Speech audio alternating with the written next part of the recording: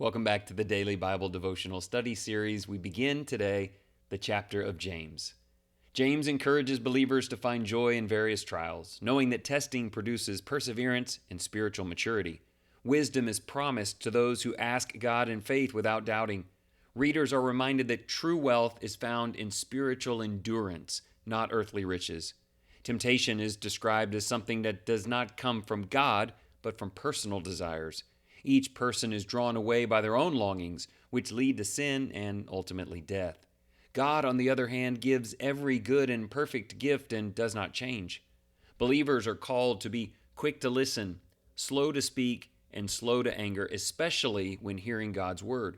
True religion is demonstrated through obedience, care for the needy, and living a pure life that is unstained by the world.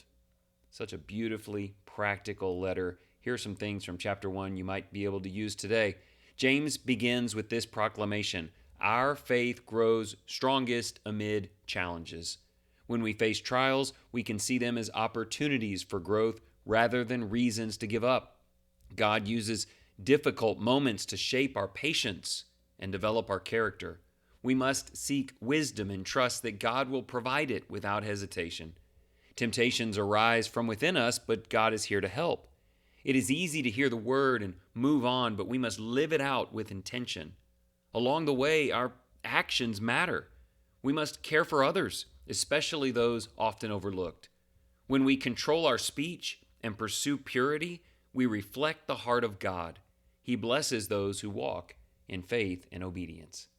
A couple of things going on there. First of all, when you face obstacles and trials, just understand that those may be excuses for sin, but they're not. They're reasons to stand strong and lean on God. They're designed to help you do that so that you can live out your life exactly as He desires. He knows best. 3 questions. Number 1, how is it possible to, quote, consider it all joy when you encounter trials in life?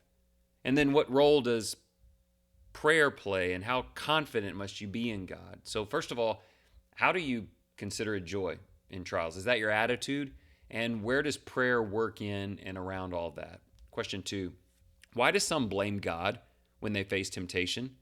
How does it help you to know that temptation is not of God and is born within you? I think I know why people blame God. They don't know where to turn or what to do, and they want to put the blame elsewhere. But what the text is teaching is God is for you, not against you. Do you understand that?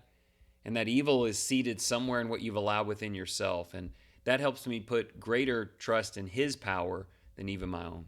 Question 3, what helps you keep the word fresh on your mind throughout your day? How does the word live in you when you serve and treat others well? So a couple thoughts there. 1, what keeps the word in your heart throughout the day? Do you think back on what you've read that day? Do you write things down? And then do you see the connection between the word in you and the way you're actually serving other people? That is a connection that cannot be separated. Let's finish with a prayer.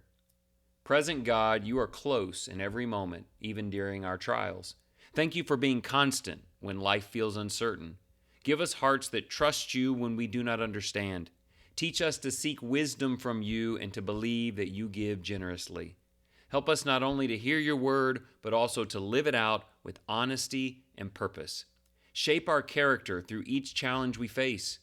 Guard our words and purify our hearts so that our lives promote your truth. Help us care for those in need and remain faithful in all we do. Let me leave you with that. One of the greatest ways you can show the word is in you and you trust God is the way you help and serve other people. Look for opportunities. They'll be everywhere around you. In the name of the Lord, thank you for your time.